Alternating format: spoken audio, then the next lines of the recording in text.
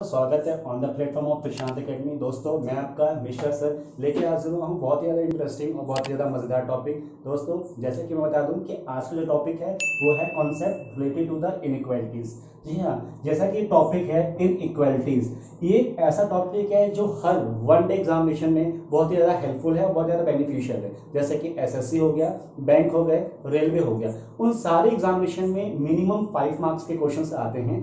Pre exam हो गए तो थोड़ा लेवल कम रहेगा और मेन एग्जामिनेशन हो गया तो लेवल ज़्यादा हाई रहता है। जैसे कि इसमें कोडेड इनइक्वालिटीज भी और एड ऑन हो जाती है।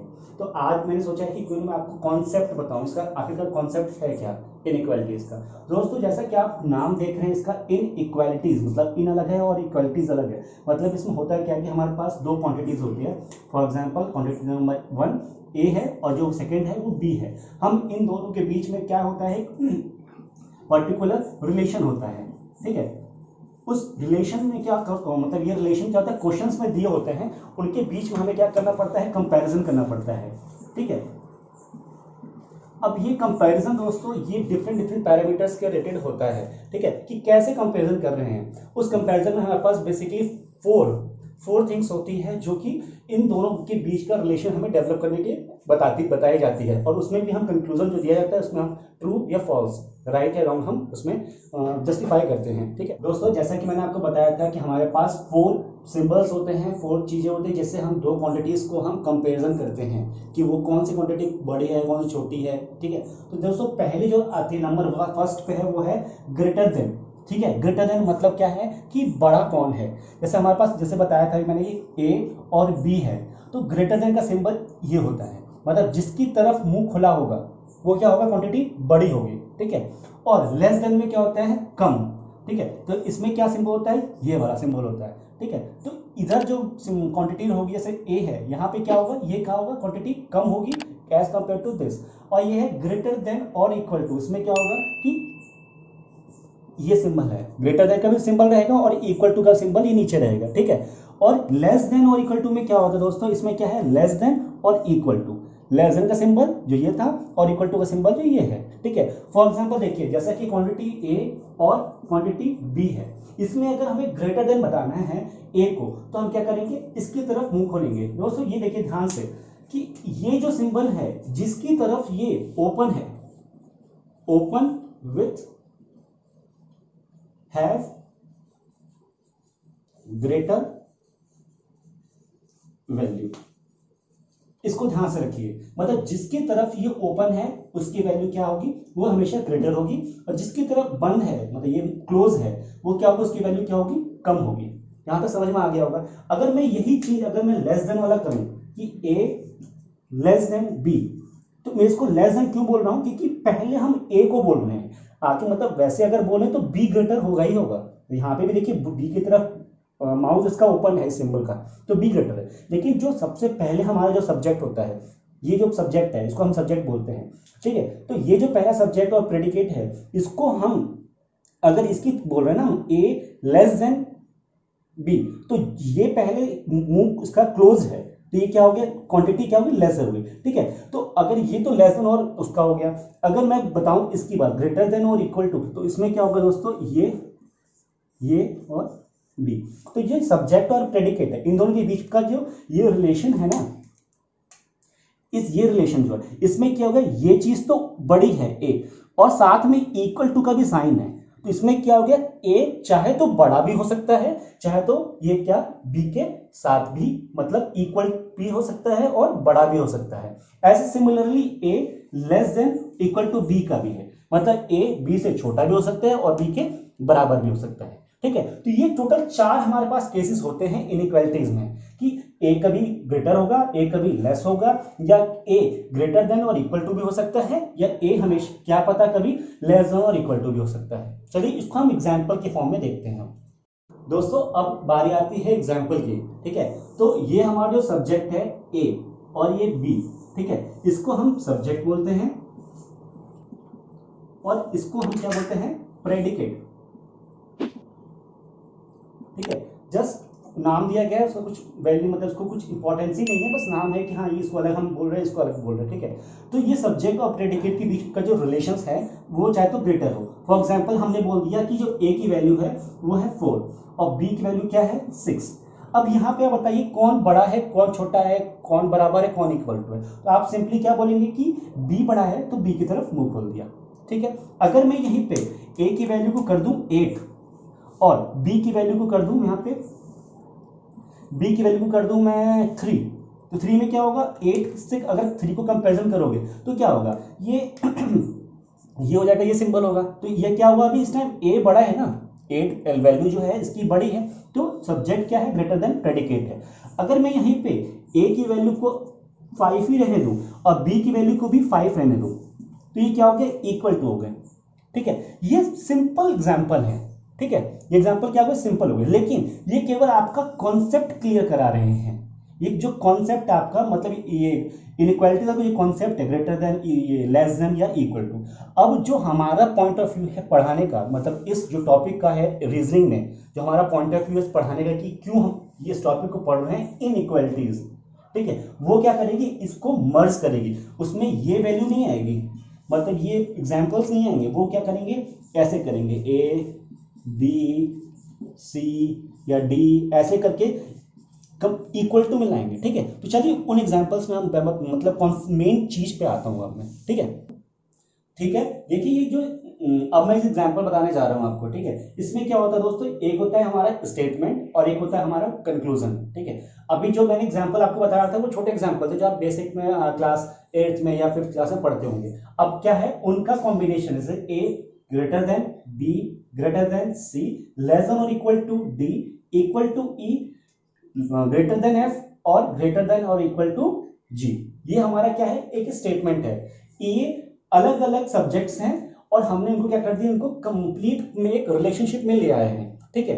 ये हमारा स्टेटमेंट होता है, ये जो एग्जाम में हमके दिया होता है, ठीक है। और ये उन्हीं स्टेटमेंट के बेसिस पे हमसे कंक्लूजन पूछा जाता है कि ये बताइए इनको, इस पूरे स्टेटमेंट को देखिए बताइए कि क्या इस कंक्लूजन को इससे हम डिराइव कर सकते हैं, ठीक है। कैसे हम बता सकते हैं कि ये चीज सही होगी ये चीज गलत होगी, ठीक है। तो चलिए अब मैं बताता हूं आपको कैसे होता है। देखिए दोस्तों जैसा कि मैंने आपको बता रखा था कि ये जो है ये सिंबल जो है और ये सिंबल है ये और ये सिंबल है, ठीक है। Less than greater than less than greater than equal to less than equal to. इसमें होता क्या है दोस्तों, सबसे पहले बेसिक चीज आप दिमाग में ये रखिए कि कभी भी अगर ये सिंबल अगर आ रहा है ये आ रहा है ये आ रहा है साथ में है, मतलब एक चीज यहां लिखी है एक चीज यहां लिखी है और एक चीज यहां लिखी है, तो आप माइंड में हमेशा ये रखिए कि सबसे ज्यादा प्रायोरिटी हम किसको देते हैं, इसको देते हैं। फर्स्ट प्रायोरिटी नंबर पे ये आता है, ठीक है। सेकंड प्रायोरिटी नंबर पे दोस्तों ये आता है हमारा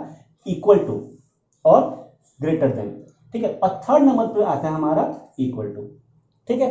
ये प्रायोरिटी वाइजेस है। ऐसी अगर हम लेस देन की अगर कंडीशन को जज करेंगे तो लेस देन में प्रायोरिटी में आता है ये, फिर ये आता है, फिर इक्वल टू में आता है। ये प्रायोरिटीज के हैं, ठीक है।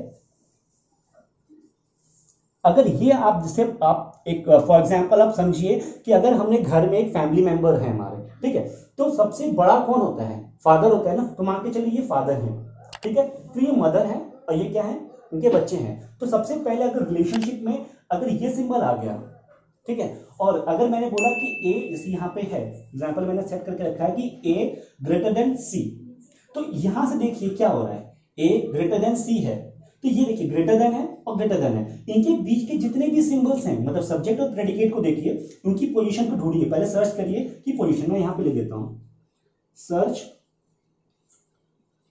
पोजीशन, ठीक है। आइडेंटिफाई द सिंबल, ठीक। Third compare, fourth result. दोस्तों देखिए सबसे पहले क्या है सर्च द पोजीशन। पोजीशन को सर्च करने क्या है, सबसे पहले सब्जेक्ट देखिए, सेकंड में उनका प्रेडिकेट देखिए, ठीक है। सब्जेक्ट क्या है हमारा ए की पोजीशन क्या है ये है, और प्रेडिकेट क्या है सी की पोजीशन ये है। अब हमारे इसमें सिंबल क्या है, सेकंड स्टेप क्या है आइडेंटिफाई द सिंबल। सिंबल में क्या है ग्रेटर देन है, ठीक है। तो यहाँ देखिए कितने सिंबल हैं उनके बीच में, क्या है, पहले एक ग्रेटर देन और ये भी ग्रेटर देन, मीन्स क्या, दोनों में प्रायोरिटी में हायर में क्या आ रहा है, ग्रेटर देन आ रहा है ना। तो इन दोनों के बीच के ग्रेटर देन है, कोई भी चेंजेस नहीं है। तो हमको क्या करना है, इसको क्या सिंपली क्या करना है, टिक करना है। ये क्या है, सही हमारा, ये कंक्लूजन क्या हो गया हमारा, राइट हो गया, ठीक है। अब सेकंड कंक्लूजन में आइए दोस्तों, ये देखिए ई और जी, सर्च द पोजीशन, ई ये रहा और जी ये रहा, ठीक। अब इसमें देखिए क्या है, आइडेंटिफाई द सिंबल, ये क्या सिंबल है, ग्रेटर देन का, और यहाँ पे क्या है, ग्रेटर देन भी है और क्या है, ग्रेटर देन और इक्वल टू है, दो सिंबल आ रहे हैं ना ध्यान से, ग्रेटर देन भी है और ग्रेटर देन इक्वल टू भी है। मैं फिर से बोल रहा हूँ चीज को, identify the subject and predicate, देखिए ई और जी, ई जी हमको मिल गए, हमने सिंबल देख लिया उनके बीच का क्या है। अब देखिए प्रायोरिटी मैंने बताया था कि ग्रेटर की होगी, फिर ग्रेटर देन और इक्वल टू की होगी, और इक्वल टू की लास्ट में होगी, ठीक है, जो बच्चों को होती है, पापा मदर और चिल्ड्रन, ठीक है, फादर मदर चिल्ड्रन। तो इसमें देखिए फादर आ रहा है पहले, ये देखिए ये फादर हो गया, ये मदर हो गया। अब बताइए कौन बड़ा है, इसमें क्या फादर है ना, मतलब एग्जाम्पल के तौर पे, ऐसा होता नहीं है लेकिन मैं बता रहा हूँ इसमें फॉर एग्जाम्पल, तो इसमें फादर है, तो ई और जी में कौन बड़ा, बताइए किसका सिंबल आएगा, इसका सिंबल आएगा, तो ये क्या हो गया, अगेन ट्रू, ठीक है, ट्रू हो गया दोनों चीज। अब दोस्तों देखिए अब नेक्स्ट एग्जाम्पल जो हमारा है वो है एफ और जी का, ठीक है। एफ और जी में क्या है, सब्जेक्ट देखिए कहां पे है, एफ ये रहा और जी अगेन यहीं पे पास में ही है। अब इसमें क्या करना है, हमें सिंबल देखना है, यहाँ पे सिंबल क्या दे रखा है, ग्रेटर देन का सिंबल दे रखा है ना, एफ ग्रेटर देन और जी का, लेकिन यहाँ पे क्या है दोस्तों ध्यान से देखिए, ग्रेटर देन और लेस देन भी है, ठीक है, लेस देन और सॉरी ग्रेटर देन और इक्वल टू है। तो यहाँ पे हमको दे रखा है ग्रेटर देन का, लेकिन यहाँ पे जो दे रखा है ग्रेटर देन और इक्वल टू का। अब हमें यहाँ प्रायोरिटी वाइजेस में आना है, क्या हमारे पास ग्रेटर है, नहीं है, नहीं है, तो हमको क्या फादर चाहिए ना, इसमें क्या डिमांड है, क्वेश्चन हमारी डिमांड क्या है, ग्रेटर देन की, लेकिन यहाँ पे डिमांड मतलब यहाँ पे क्या आ रहा है, मदर आ रही है, और यहाँ पे फादर चाहिए, जहां पे पापा की जरूरत है वहां मदर आ रही है, कोई वैल्यू है नहीं, तो क्या हो गया, ये कंक्लूजन हमारा रॉन्ग हो गया, ये कंक्लूजन क्या हो गया, रॉन्ग। क्यों, क्योंकि हमको चाहिए प्रायोरिटी में फादर, लेकिन आ रहे हैं हमारे पास मदर आ रही है, तो कंक्लूजन रॉन्ग। अब देखिए सबसे ज्यादा इंपॉर्टेंट ये कंक्लूजन है, इसको आप ध्यान से मतलब एक ध्यान से इसको समझिए, क्योंकि ये बहुत ज्यादा इंपॉर्टेंट है, ये सारे टॉपिक्स को क्लियर करेगा। कैसे, देखिए C इक्वल टू डी, सी ये है, डी ये है, सेम एग्जांपल ये भी है वो भी है, क्या जेरा ये डी है, ये क्या है सिंबल, लेस देन और इक्वल टू का, इसमें क्या दिया हुआ है, इक्वल टू, ठीक है। अब देखिए वही सेम चीज आता है लेस देन वाले में, लेस देन फादर मदर और ये चिल्ड्रन। अब इसमें क्या है, मदर, ये मदर हो गई, ठीक, और यहां पे क्या दे रखा है, चिल्ड्रन, ये क्या दे रखा है, चिल्ड्रन हमें दे रखा है, ठीक है।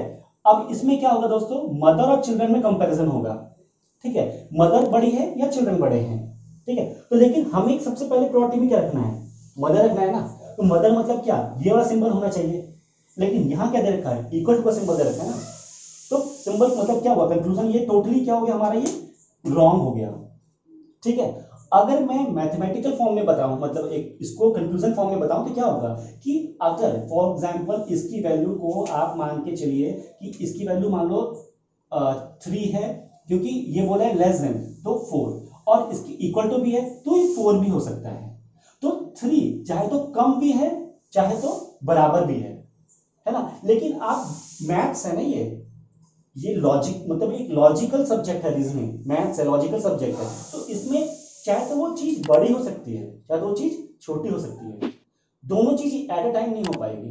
कंक्लूजन में देखिए दोनों चीज एट अ टाइम कभी नहीं हो पाएगी, है ना। तो ये यहाँ पे ये चीज थोड़ा सा, इस चीज को अगर आप समझ गए, ये जो प्रायोरिटी लेवल है, इस चीज को अगर आप समझ गए तो आपका सारा चीज समझ सकते हैं। आपने देखा है कि हमने सारे जो एग्जाम्पल है सबको कंपेरिजन किया सब्जेक्ट और प्रेडिकेट के अकॉर्डिंग, और इनके सिंबल्स को हमने यहाँ से कंपेयर किया कि कौन कैसा है, राइट और रॉन्ग हमने प्रूफ किया है। तो अगर मेरा जो ये वाला कॉन्सेप्ट है प्रायोरिटी वाला, मतलब फादर मदर और चिल्ड्रन या चाइल्ड जो भी है, ये जो हमारा कॉन्सेप्ट है, इस कॉन्सेप्ट के अकॉर्डिंग अगर आपने प्रायोरिटी वाइज यहाँ पे सिंबल को कंपैरिजन किया है और कंक्लूजन में इसको चेक किया है, तो अगर आपका ये कंक्लूजन राइट रॉन्ग आराम से आप इजीली उसको आइडेंटिफाई कर सकते हैं। तो यही मेरा बेसिक कॉन्सेप्ट था इनइक्वालिटीज को आपको एक्सप्लेन करने का।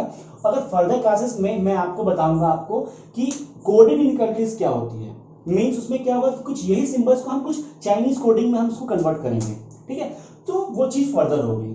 और आज के लिए बस इतना ही कॉन्सेप्ट था मेरा। इस कमेंट सेक्शन में जरूर मेंशन कीजिए, और कुछ भी डाउट होता है तो उसको भी आप कमेंट सेक्शन में मेंशन कीजिए, और अपने छोटे भाई बहनों और फ्रेंड्स को जरूर ये वीडियो शेयर कीजिए। आज के लिए इतना ही। Thank you, bye bye.